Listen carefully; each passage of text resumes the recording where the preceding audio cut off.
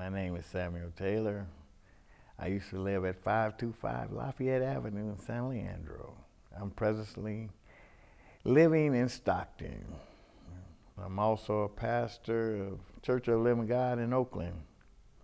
Okay, I grew up in what they call Sabrani Park in Oakland, which is about 2 minutes from San Leandro. We had a creek. We go down to the creek and throw rocks at them, and they throw rocks back at us. That's the first inkling we seen of white kids growing up. And so that was my first encounter with San Leandro kids. We all did it in fun. It was never animosity. It was just different. It was just something, you know. It just seemed like you grew up doing. My father took us over here. We would take organ lessons in San Leandro. Occasionally, they had the skating ring. They allowed us to go to. They used to have a little fair in that trailer park. I remember one time specifically, we coming back from organ lessons, and he allowed us to stop over there. I was pretty good throwing a baseball, and you know, you throw the baseball, knock the guy in the water. That's the first time I ever seen that. So they had that over there. Once I did it a couple times, they started giving me, hey, do it again, do it again. So that's the thing I think about most when I came to San Leandro, and from then on as an adult, we tread lightly. I started working for UPS in 1977 as a loader, and then when I became a driver in '86. And as becoming a driver, they gave me a route in San Leandro.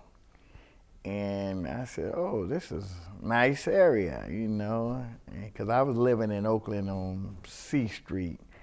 And at the time, Oakland had got pretty rough with the drugs, because in 1980, crack came out, and my neighborhood, it went from sunshine to darkness overnight. It was crazy. Everywhere in Oakland, that was like the pandemic. Crack was a pandemic. And San Leandro was actually 5 minutes away. You drive through the tunnel, and it was like night and day. It's still almost like night and day. I started delivering over there, and I liked the area, and liked, you know, it just was clean. And I thought that'd be a good place to raise my kids. Basically, that's how I came to San Leandro. In '93, I looked for about a whole year. I got turned down about 6 or 7 homes until I finally found one. I had a white realtor, so me and him was going in, and I could tell how they looked at me. I can remember vividly that these people seen me when I came. They kind of got that kind of perturbed look. And so I got a funny feeling about it. So sure enough, we didn't get that home. And it happened every home we went to, because I was approved at the time for over $300,000. And every home was under what I was approved for. So it might have been because of my color. I got so frustrated. He said, well, I got a home that we're selling, and maybe we can do that. And so when he asked the people that was selling it, they were older people that was retired and about to leave. So he said he believed they'd sell it to me, and sure enough, they did. And what was funny, my kids, once we just moved in, they were out playing in Oakland. We let them play till the street lights come on. So one of the neighbors called the police on me one night. Officer said that your neighbors called complaining on. I said, well, officer, you know, usually the kids, they're not doing that. They're just playing hide and go see out in the street. Well, you're making up too much noise, and the neighbors complaining. And I said, okay, you know, we're not kind of used to that.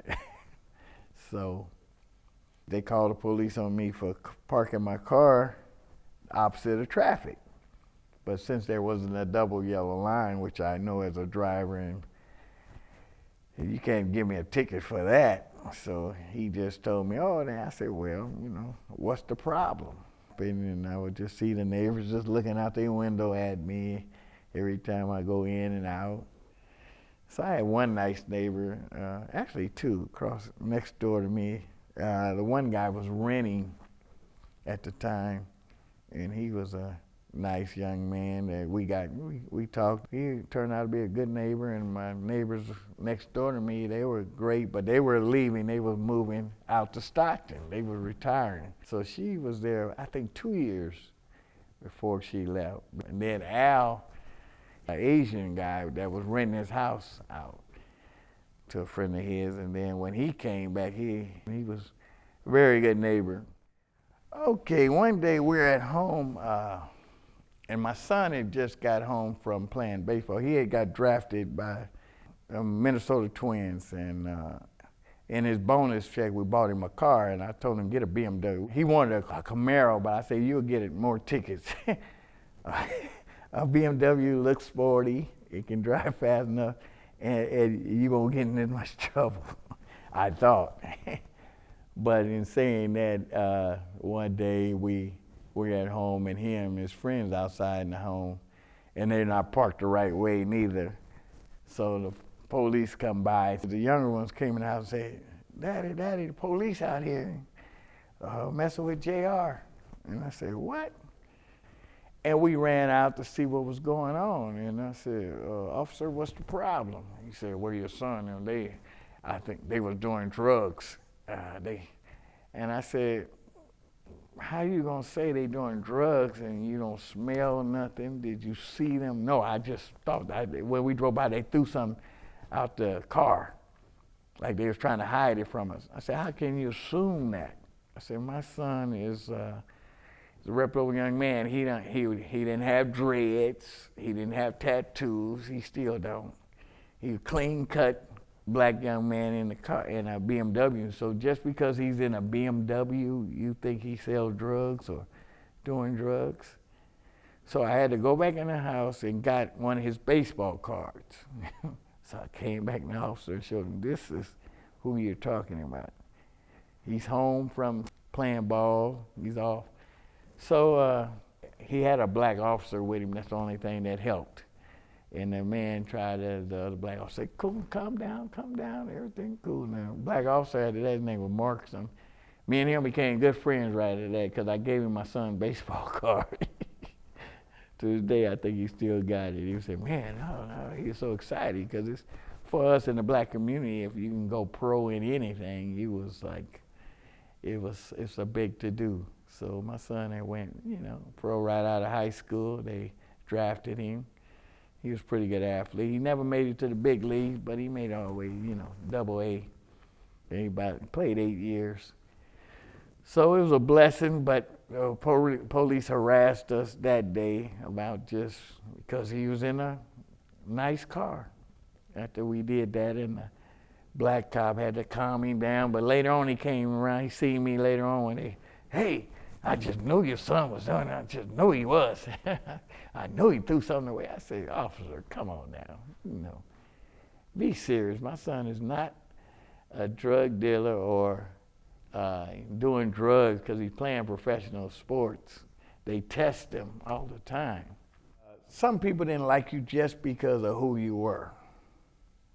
And to have a whole city based on that, and was being able to come over and move over here and show them that we're people too. That's just a myth in your mind that somebody had programmed in you that we're not people, or we can't live like you, or we're not decent. And it made me feel good to show them that I'm not what they thought I was. I came in contact with a lot of white people that became my friends, real good friends with.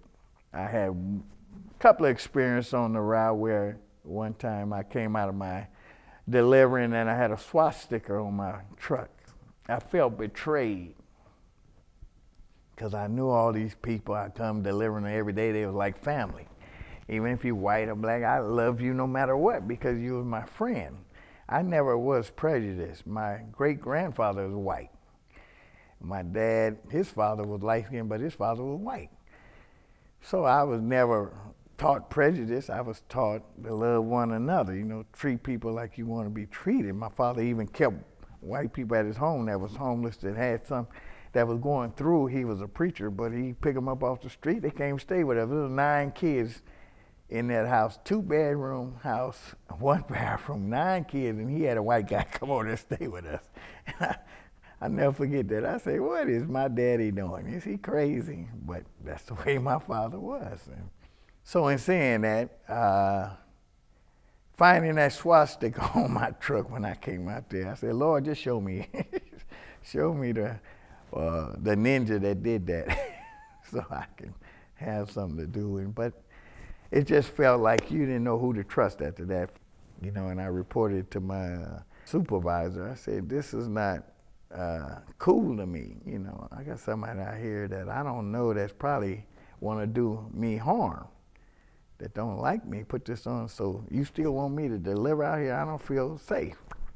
But I overcame it and kept on, and nothing else happened to that extent later, During the course of living in San Leandro, delivering and driving, you start seeing the change. They start hiring a few more blacks in the industry, and then during the residential areas, you start seeing a few blacks move in, but a lot of Asians start moving in, and Latinos started moving in the area. I think because most of the older whites had died and moved out, and a lot of the young kids didn't want to move, didn't want to live in San Leandro no more. Because I know a few that I worked with told me they didn't want to live in San Leandro where their parents had stayed. So I said, oh, it was new to us, but it wasn't new to them, So they moved all out, and gave it opportunity for other people to move in. The good old boys, I guess, was just moving out. So it started changing, and then, it wasn't lily white no more. So it turned out to be pretty nice.